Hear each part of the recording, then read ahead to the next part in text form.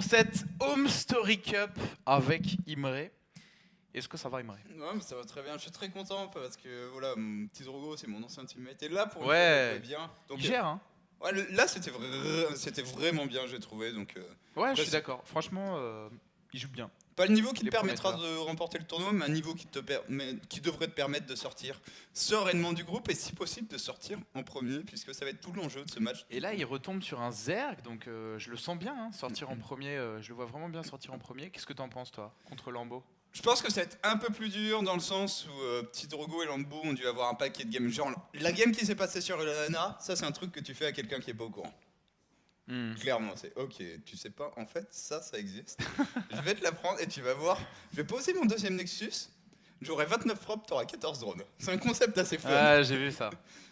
Donc voilà, ça c'est le genre d'accident qui ne devrait pas arriver pour Lambeau. En tout cas, on le souhaite pas, Lambeau. Maintenant, il a été... Et il a vu la game en plus, donc il est un peu au fait de l'utilisation des adeptes que fait Drogo. Après, Donc il devrait s'en méfier. On verra comment ça se passe du coup. Lambeau qui... Voilà. Lango, qui n'a pas fait grand chose encore et qui fait partie, en fait, il y a une espèce de clique avec Serral et Elaser. Ils sont tous les trois très jeunes, sont tous les trois Zerg. Très prometteur. Ouais, ils sont tous les trois très doués.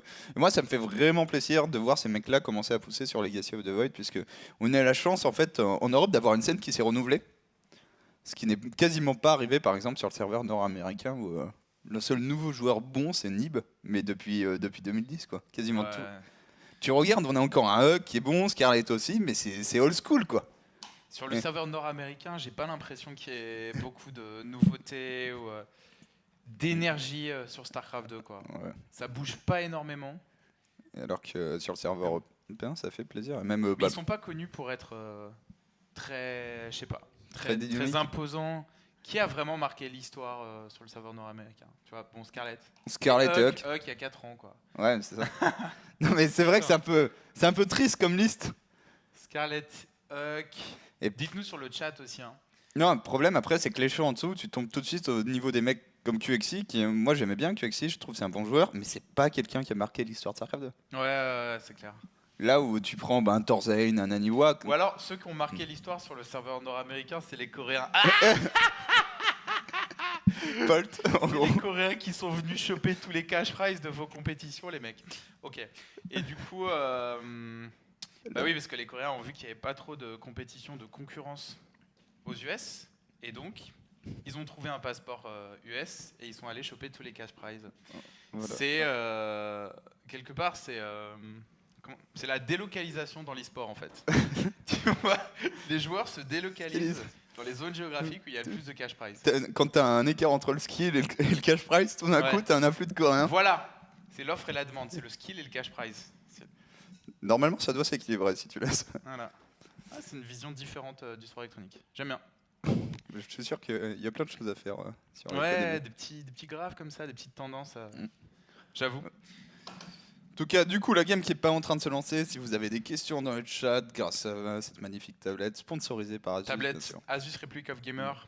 Merci, sponsor de gaming. Fourni du bon matos. Alors, Hydra, Polt. Ah, Hydra. Okay. Oui. Parce que Polt, il est coréen, mais effectivement, Hydra. Non, mais c'est ça. En fait, c'est la première génération. C'est la génération de Hug. Ouais, c'est la Même avant, je crois que sur Broudoir, il avait marqué l'histoire. Oui, Hydra avait été très bon sur Broudoir, un des meilleurs joueurs. Il avait eu des petits problèmes pour confirmer, des petits problèmes de rage également, mais il avait été très bon. Ouais, il a marqué l'histoire par sa rage. Alors, Hydra, c'est le meilleur game, grosso modo. Celle où il rage quit contre MMA, qu'on retrouvera demain. Celle où il rage quit contre Hug. Contre Hug. Est-ce qu'il y en a d'autres? Où il rage quit. C'est les deux qui me viennent. Ouais, c'est les deux meilleurs. Et celle contre Hug est number one. En fait, pour ceux qui l'ont pas vu. Il y a eu certaines de les rivalités avec Nani ou toutes les rivalités de Hydra. Mais Hydra, quelque part, faisait vivre la scène nord-américaine, en fait.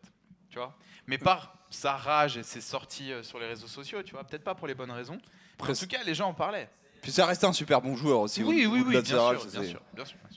Un très bon joueur. Qui est, voilà, après... Suite au propos de Tude, Obama vient de déclarer la guerre à la France. Oh, c'est pas grave, on fait un match de StarCraft 2 si vous voulez. Hein. Genre la guerre sur StarCraft 2.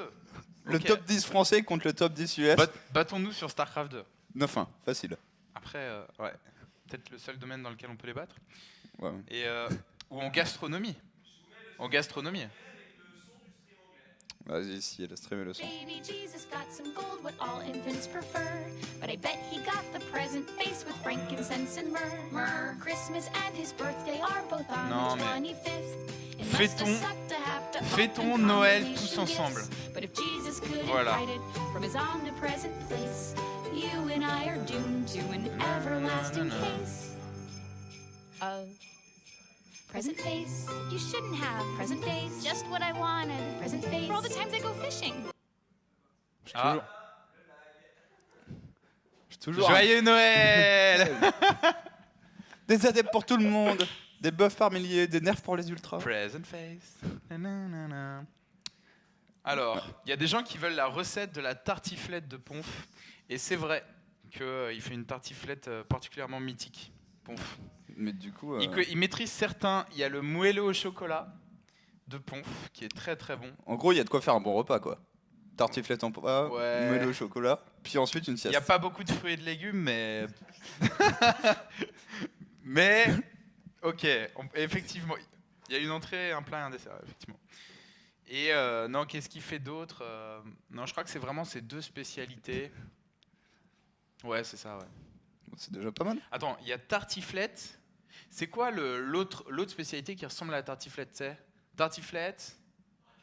Raclette. Ouais, non, c'est dans le même genre. Vous savez Ouais. pas?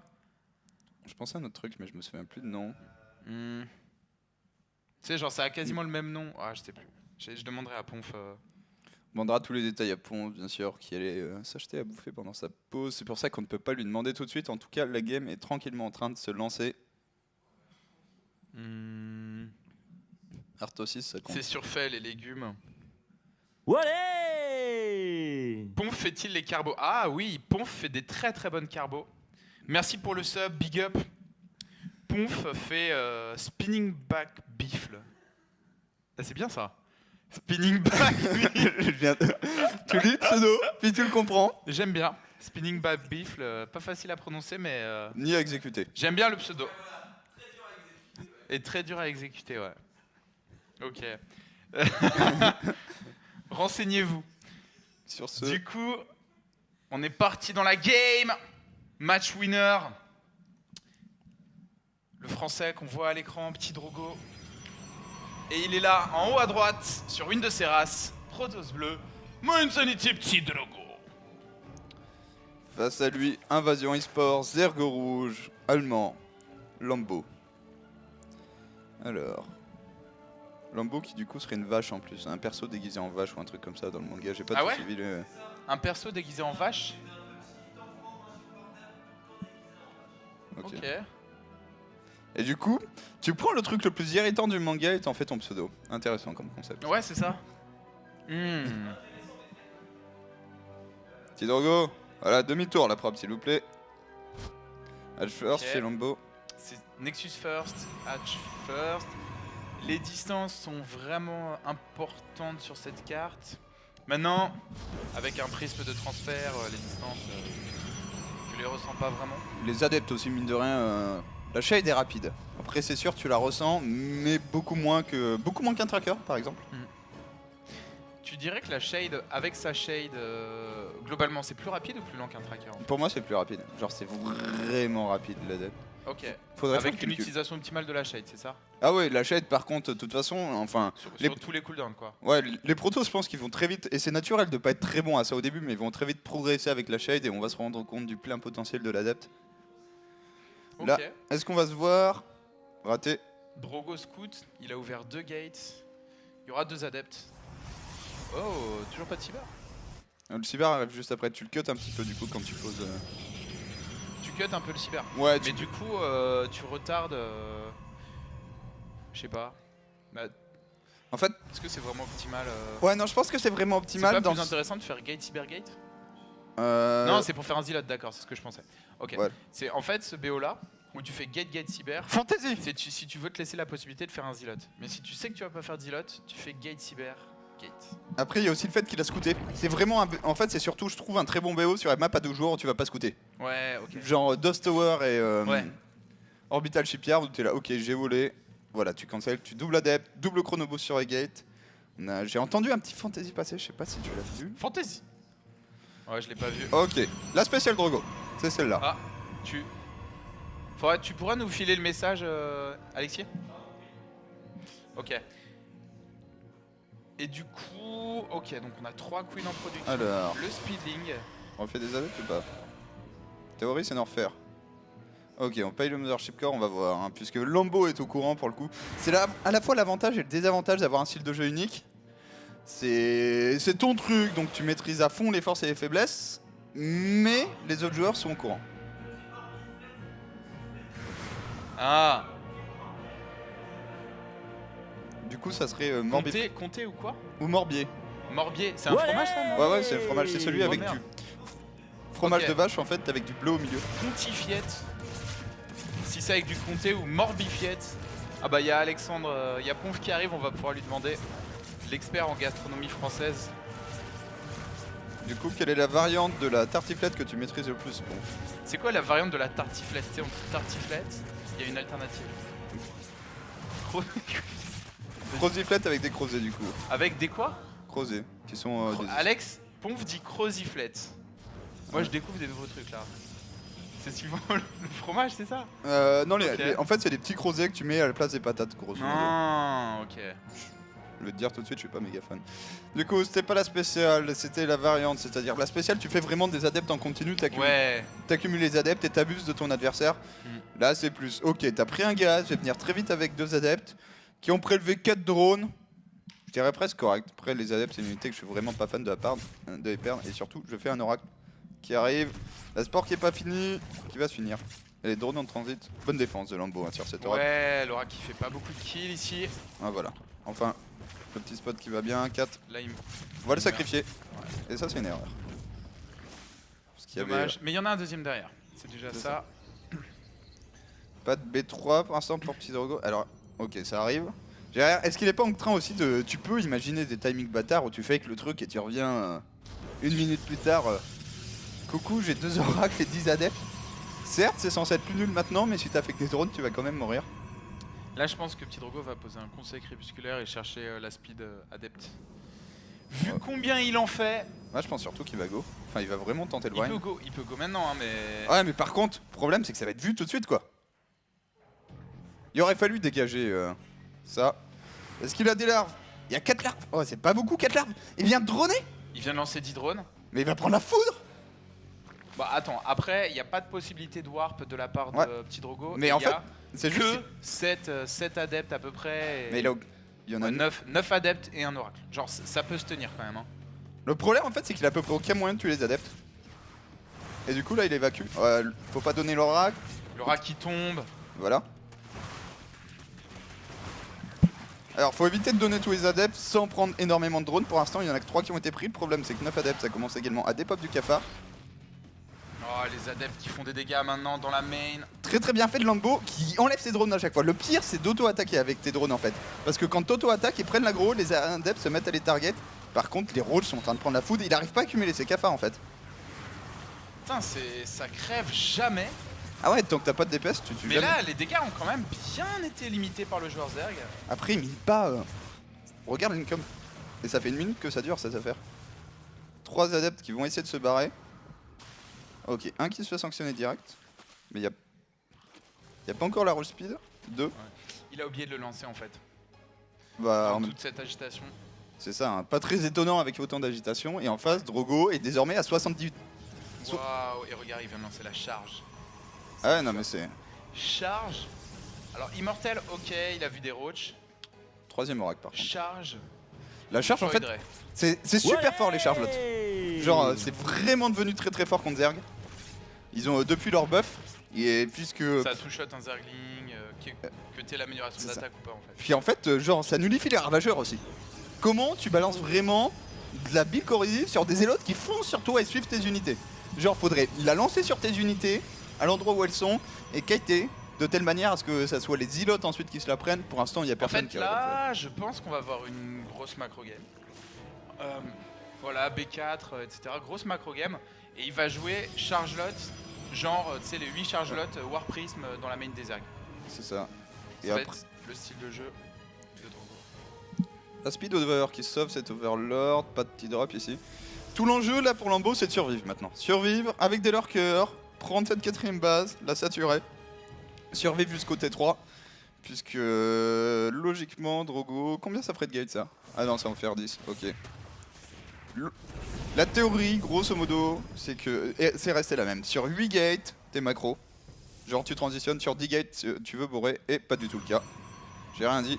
Robot B et deuxième robot, du coup, le petit prisme dont tu parlais a été envoyé. Et tu. On a lurker pour Lambeau. Problème des lurkers, c'est vraiment très fort, mais c'est quand t'as 4 bases à défendre en fait. C'est là que ça devient compliqué. Ouais. Drogo il cherche juste à éviter ton armée. En Protoss, là, il faut jouer agressif, mais surtout là où les lurkers ne sont pas en fait. C'est ça. Genre, jamais attaquer le lurker. venir Forcer ici. les lurkers à se déplacer, deny le creep. pression à droite, utiliser l'oracle pourquoi pas pour de la détection, notamment sur les lurkers. Oh là là, le bon set de force field. Ok, c'est Non, pas trop mal, mais ici, le prisme. Ah, l'espoir qui va pas suffire. Par contre, faut pas qu'il perde son prise, il va le perdre, ce qui est dommage. L'engagement au milieu qui s'est pas trop mal passé, j'ai l'impression, pour Lambeau, qui reprend un avantage de supply. Le problème, s'il perd son T2, c'est la catastrophe parce que ça l'éloigne énormément de sa hive, tout simplement. Il y aura pas de T3 avant une éternité pour Lambeau dans cette game. Ok, le T2 qui tombe pour Lambeau.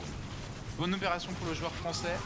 Donc il y aura pas de Viper, il y aura pas d'Ultra pendant un bon bout de temps. Même les infestes, quoi. Faut repasser T2, faut refaire la fausse infestation, enfin. Et du coup, c'est le moment où, normalement, si tu fais masse disrupteur, t'es le roi. Ok. On va voir. Ouais, bah j'avoue. Ok, effectivement, c'est parfait. Tu peux faire des disruptors, des archons. Ils se feront pas abduct par les Vipers. Il n'y a pas d'Ultra en face. Ok, c'est la bonne compo. On va voir si ça passe. Et combien de lurkers? Il y en a que 6. 6, c'est un... Ouais, il est en train de rajouter. C'est un nombre un peu faible pour vraiment y aller comme un bourrin et s'enterrer. Oh là là, d'ailleurs, les lurkers. Ok, on va les laisser. Surtout ne pas se presser. Très très bonne révélation. Et là.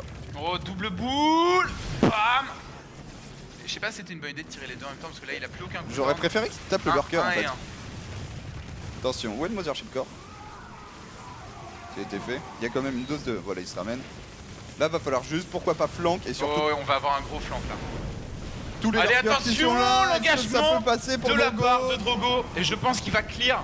Ah, le disrupteur. Bam. Le Void Ray qui arrive à droite, c'est un massacre. Allez, C'est un massacre. Et là, ça montre, je trouve, vraiment la force de cette compo Charlotte Archon contre les compos qui ont... Genre, s'il y a 20 lurkers, ok, c'est nul. Mais là, il n'y a pas 20 lurkers. GG. Puissance. Easy son. Ok. Mais fantastique plan de jeu de la part de Drogo. Imagine, c'est voulu. Genre, imagine, tu fais une stratégie où tu vas prendre en compte le fait que tu vas sniper le tier 2 de ton adversaire en Protoss. Ça veut dire... Parce que là, bon, je sais pas si c'était attendu de sa stratégie, mais le fait qu'il snipe le tier 2 a permis cette compo qui était incontestée en fait. C'est ça. Et du coup, derrière, Lambeau, il sait qu'il est trop à la bourre en tech. Il fait en fait ce qui est un peu un all-in parce qu'il a même pas reposé sa HB1 et que technologiquement, il est à des années-lumière et ça passe pas. Mais ouais, c'est juste bien joué. Puis il y a ce fait, en fait, je trouve ça super dur en Zerg. Genre, si ton adversaire joue Adept Oracle, de l'empêcher de te prendre des drones alors qu'il est en train de macro, de poser B3 et lui de faire 70 prop, quoi. Et ensuite, si tu veux contrer, ben, s'il y a un Void Ray et des pylônes, tu comptes pas, en fait. Donc, compliqué, là, pour cette game. Pour Lambeau, qui va jouer sur Crête de l'Erilac, comme deuxième map. Tout va bien pour Petit Drogo, pour l'instant. Ouais, 1-0 pour le joueur français. Alors, Vache qui riflette... Moustiflette, Grastiflette, Oracliflette, ouais. L'Adeptiflette surtout. Adeptiflette. Ok.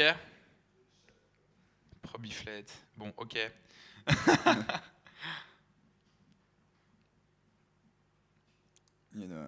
tout cas, il y a une Lambeau-iflette pour l'instant. Pour Drogo. Qui va du coup... avoir désormais 2 balles de match pour finir premier de son groupe et ça serait surtout le premier joueur à être invaincu là où on a ramé côté Daichi et également côté Nerkio a donné 2 maps pardon. Pour l'instant Drogo est à 3-0 dans un groupe certes plus facile et il faut que ça continue. Le moment de s'endormir.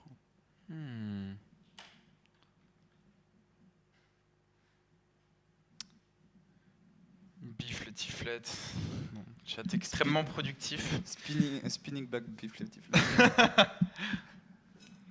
Ce pseudo était bien, était très très. J'avoue, le pseudo était pas mal. Ouais. Alors, du coup, est-ce que tout le monde est là? Les 2 joueurs qui sont prêts, le lobby qui est bien plein pour la Home Story Cup. Et on va voir ici Petit Drogo en train de spammer tranquillement. Le fameux 1, 2, 3 A. Celui qui te permet de te débarrasser de moultes adversaires quand tu es Protoss. Il s'entraîne encore avec Marine Lord et Lilbo. Ouais, il est encore là-bas pour l'instant à la Gaming House Millennium. Du coup, Mais je me demande si ce serait pas un bon terrain d'entraînement pour Stefano s'il veut reprendre le jeu sérieusement. bah, il serait avec des gens qui, mine de rien, en fait, on a l'impression que c'est une petite bande de rigolos, mais pour le coup, ils sont super sérieux sur Dans l'entraînement. Ouais. Enfin, le combo DNS Marine Lord, Petit Drogo, Lilbo, quand il faut train 10 heures par jour, ça traîne 10 heures par jour, donc ça serait effectivement pour Stefano s'il était vraiment sérieux. On a l'impression que c'est des petits rigolos sur Twitter. Hein, Marine Lord. Va pourrir nos publications. Non, mais effectivement, ils sont très sérieux dans l'entraînement. Et on est parti en bas à droite. Il mène 1-0. Protoss bleu. Il s'agit de Petit Drogo. Et en haut à gauche, s'il souhaite se qualifier de la 2e place, lui ira parfaitement. Il s'agit de Lambo. Il acceptera la 2e place sans coup férir. Alors, scout super early de Drogo, mais vraiment très très tôt. Le scout au pylône, qui a l'air d'être là pour lui permettre de poser son Nexus First. Puis alors le scout, je pense que c'est bon le creep. Nickel. Ouais, je pense qu'il l'aurait vu là. Y a pas besoin de scouter plus loin en fait, hein, Xerax, c'est très très simple. Plus simple que les autres races. Et par contre, ça laisse des parties. C'est toujours mémorable sur une map à 4 scouts. Et ça arrive de temps en temps quand t'as un pro qui est là, qui scout, et qui rate au pixel près le bâtiment ou le creep. Mais parce qu'ils jouent à ça, tu vois. Ça, les c'est pros, ils veulent voir le pixel qui dépasse. Bah, t'as cliqué ton clic droit d'un pixel, t'es niqué. Tu mérites 3 hatch avant pool pour Lambo. On est en cross position. Et pour l'instant, je saurais vraiment pas dire en PVZ qui s'arrange. Je pense que le Protoss a envie d'être assez loin du Zerg, dans le sens où, à mon sens, t'as des très très bons outils en Protoss pour tuer les workers de ton adversaire, mais pas tant que ça pour gagner en fight frontal avant un moment. C'est un peu la logique. Quand tu veux harass, en fait, autant être loin, puisque ça rend la contre-attaque plus compliquée après avoir donné par exemple 9 adeptes. C'est dur à dire, hein, ouais. Qui est-ce que cette composition, ces distances vont avantager? Le Zerg ou le Protoss? Après, quand t'es Je suis pas sûr. Quand t'es en cross, enfin en close, c'est tellement proche. En fait, je vais dire, j'imagine que ça sécurise la prise de B3 du Protoss. Parce que bon, c'est loin, tu vois. Donc, soit les 30 Zerglings ou alors le Roachling, tu les vois venir de loin. C'est vrai que c'est sacrément proche, ça. Je pense que Drogo, dans ces positions, peut prendre B3 sans trop de problème. Après, on l'a vu notamment dans Showtime contre Serral, tout le problème c'est de prendre la B4. Notamment si ton adversaire joue sur les run-by. Joue sur les run-by de Zergling. Ouais. B4 qui peut se révéler très très compliqué. Qu'est-ce qu'on fait avec ces 2 gates? On a scouté qu'on était sur un 3 hatch avant pool et du coup on part sur le double stalker. Pour abuser en fait, c'est toujours la même histoire. Elle est tellement loin la speed de Lambo là. Quoique, en fait j'ai rien dit. Elle est relativement proche. Mais abuser le petit timing où t'as pas la speed et où avec 2 voire 4 stalkers tu mets le Dawa chez le Zerg. Surtout dans une base où tu vas pouvoir monter et être à peu près... La rampe va pas trop te gêner en fait, dès que tu décales, surtout si tu passes par ici. Ouais, c'est clair. On va voir pour Drogo, 2 premiers stalkers qui partent. Alors est-ce qu'il essaye d'intercepter un Overlord? Ça a l'air bien parti. C'est ce que je me disais en fait. Voilà, pourquoi avoir mis 2 stalkers? Là il voit un Overlord. Celui-là... Il va essayer de le tuer. Ouais, c'est bien fait de la part de Lambo. Très très bien fait de la part de Lambo. Il sait que son Overlord est vu et tout de suite changement de trajectoire, on se décale. Du coup les 2 stalkers qui vont rien tuer, sauf ce petit Zergling. Même pas. J'ai rien dit. L'Overlord qui va se commit. Bon, bah, mais en fait c'est intelligent de la part de Drogo. Lambo s'attendait à 2 adeptes. Cette fois, il lui montre 2 trackers et il prend l'over. Donc vraiment, vraiment bien joué. Après la speed est bientôt finie.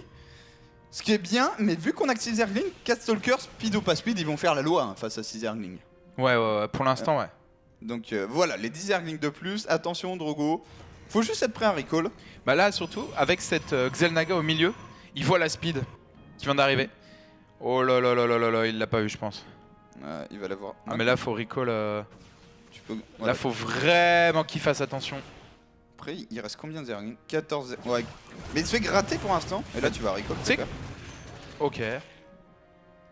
Tu sais qu'à mon avis, il pouvait gagner cette fight. Hein, avec une bonne mais micro. avec une bonne micro, il aurait peut-être perdu 1 ou 2 trackers, mais il pouvait gagner cette fight. Alors, pylône est-il fini? Oui, le pylône qui dit non en fait à toute forme de harass Zergling. Donc voilà, le pylône est... Les nouveaux canons Protoss maintenant donnent du supply. Bon, faut être à côté quand même. Ceci dit, peu tard, dommage.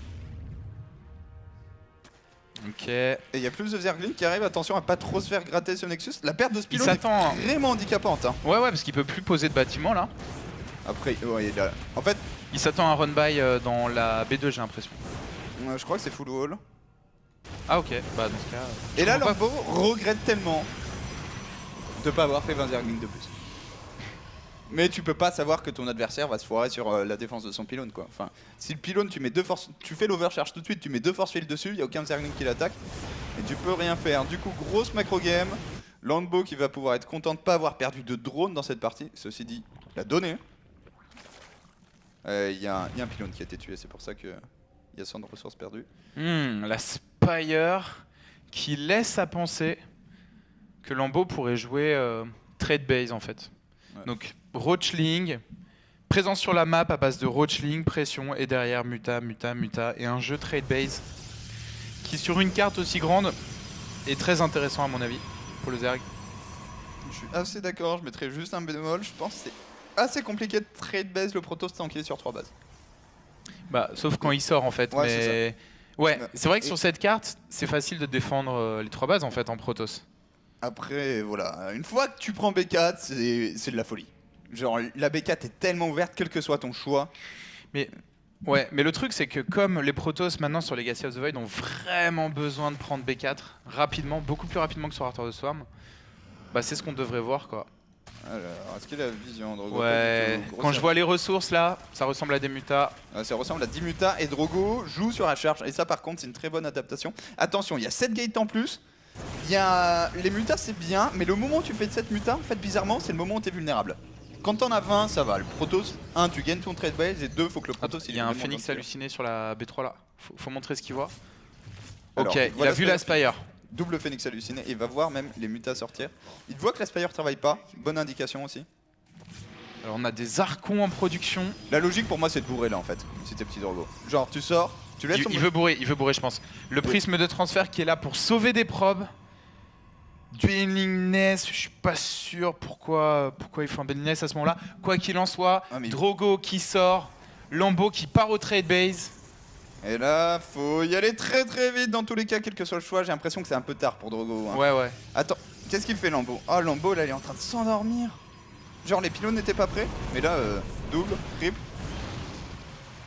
Il va vraiment essayer de gratter le Nexus. C'est très très bien s'il gratte le Nexus, mais si ça lui coûte tout ses Attends, mutas, mais ça. ça lui coûte la game. Ok, il va prendre le Nexus. Est-ce qu'il survit Ouh chez là lui? là là là là là là là là là là, faut revenir, il faut défendre, mais il peut perdre. Maintenant, avec ce choix, Lambeau peut perdre la game. Hein. Ça parce que... Alors 3 mutas là. Regarde, il y a 11 gates. Il s'est fait massacrer ces mutas là. Et on est full, genre charge lot. Il y a la dose de sentry, donc les Zerglings vont servir à rien. Des Benning, mais ils vont attaquer au sol. Est-ce qu'il y a des glaçons? Il y a Ouais, des glaçons. Il y a tellement de glaçons. Drogo peut passer. Hein. Et puis, alors, Massarcon contre du full Zergling Roach que tu vas... Ça dépend des glaçons. Et si les Ouais. glaçons sont bons, allez. Ça va. Ça va, ça passe pas on trop. continue de warper. Ouais, pour moi, il Et il a passe. plus assez de muta pour rouler le Warp Prism à cause de son choix sur le Nexus. Alors, mais dans cette partie, la gestion des mutas a été juste catastrophique. Hein. Je sais pas ce que t'en as Ça lui pensé, coûte mais la game en fait.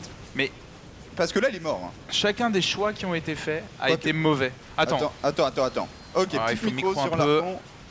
Reprendre, j'ai rien dit sur la mort de Lambeau, hein. Je vais me retenir, mais s'il continue de morpher des archons, en fait c'est tellement fort les archons dans ces situations où il y a peu d'unités. À noter qu'on n'a pas le blink ici aussi. Hein. Donc c'est pas si fort que ça. D'habitude, avec ce genre de compo, il y a le blink. Là, il y a la charge. Mais la charge c'est vachement fort aussi. Ouais. Je dirais que c'est presque plus fort le blink maintenant. Ouais non, la pop c'est inversé, ça on sait ce que ça veut dire qu'il a donné depuis un moment. La build corrosive qui touche pas, petit time warp du SWA qui va mettre un quart d'heure à sortir mais qui force à s'en aller. Et c'est en train de passer. Ouais. Drogo. C'est pas fait encore. Mais il est 2 Archons en vie.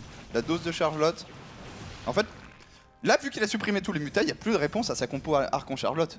Genre, Roachling, ça s'est toujours fait détruire par cette composition. Il a même pu reposer son Nexus. Ouais. Et là, Drogo qui va y retourner. Sachant que si back, c'est pas un mauvais choix non plus. Maintenant, je pense que ça passe, mais si tu back, c'est pas le pire choix du monde. Je suis d'accord. Il a l'air d'hésiter là. Là, Ah non, il est en train de bait la première ok, les belles. volée. Attention, les Belling qui connectent. Les tirs des ravageurs qui vont toucher l'armée Protoss. Mais pas le War Prism, et c'est l'essentiel, ça garder son Ouais. War Prism en vie pour avoir toujours plus de renforts. Les Archons, toujours pas contestés, et du coup, c'est la B2 qui est ouverte. Ouais, désormais. le prochain warp de Zealot là fera l'affaire, je pense. Attention. Faire le Mothership, petite contre-attaque ici. J'ai rien dit. Petite contre-attaque d'Overlord, bien sûr. Et GG, Drogo qui marque le 2e point et qui s'impose premier de groupe. Franchement, bon. Bon, déjà, il a bien joué. Il n'y a pas grand-chose qu'on puisse dire sur le jeu de Drogo. Par contre, le jeu de Lambeau était un... Je sais pas, la gestion des mutas était vraiment pas incroyable. Il suscite 20 Zerglings sur un Nexus qu'il n'arrive pas à tuer. Ouais, non, il y a... En fait, ce Nexus, le coup de la game, quoi. Le Nexus B3 qui... Ouais. Et là, c'est un peu le moment. Ok, je l'ai mis dans l'orange, je vais le tuer. Mais non, c'est une erreur.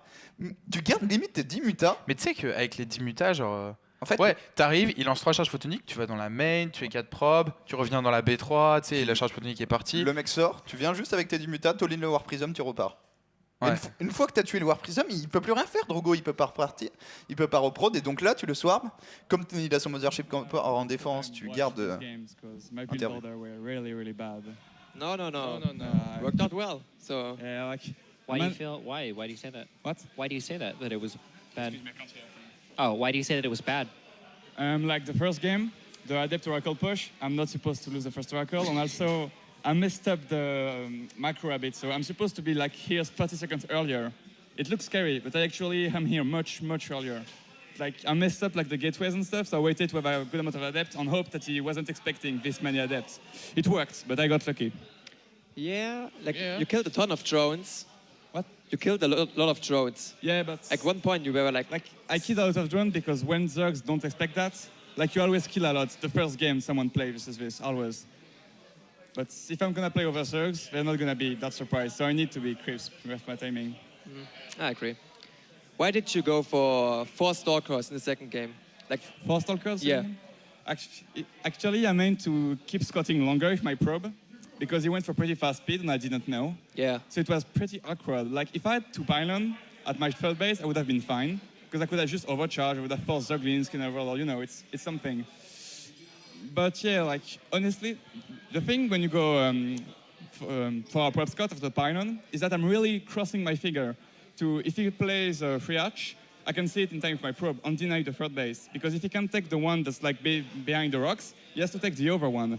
And then if he takes the over one, the 4 Stalker can do a lot more damage. Oh, That if okay. I can just kill the rocks and then I poke. That's the main idea behind it. This game I kind of failed. I was asleep with my probe, but But don't you feel like 4 Adepts will always do more damage than 4 no, Stalkers? no. I feel like Stalkers are cool. They kill Overlord, they're forced in reaction, and they don't die. You can recall with them. Yeah. I feel like if you go for YOLO Adept and the guy kind of expects it, I don't know, I don't feel like he does that much. Okay. It's very, like, sometimes I go double Adept into the Sentry third base, but I only do it when I feel like the guy is playing greedy, but he still tries to get a lot of a speed really fast, you know?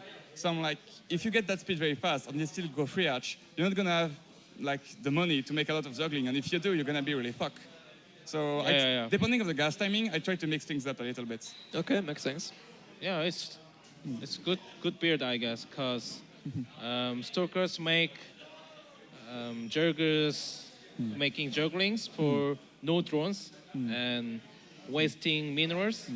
And when he's recall, juggling's just nothing. I mean, Yeah. so yeah, it's not bad, and good brain, good mind game. Yeah. Thank you. And when he sees Spire, just go attack. Yeah. Yeah. Just fucking kill the It's- guy. Yeah, were yeah. you like worried at all, or What?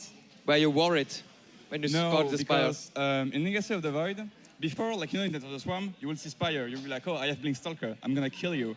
Now when you do that, they make Ravager instead of Mutalisk and they kill your thing. But if you have Zealot Archon, like they can't make Ravager and suddenly be able to kill you. No, if you have the Archon with your Stalker, you just fucking kill the guy. Okay. Yeah. You played really well. Yeah. Thank you. Drone killer. Yeah, drone killer. Don't kill. The Send your drone killer. nickname. Okay, so congratulations. Yeah, thank you. And last word? Well, I practice a lot of PvZ. I can play a lot better than that, but I'm happy that my, not my best game was able to break through in this group. So Yeah. I'm really happy that practice paid off for once. Yeah, well played. Congratulations. Thank Nice you. job. Do you know who plays next? I have no idea. Yeah.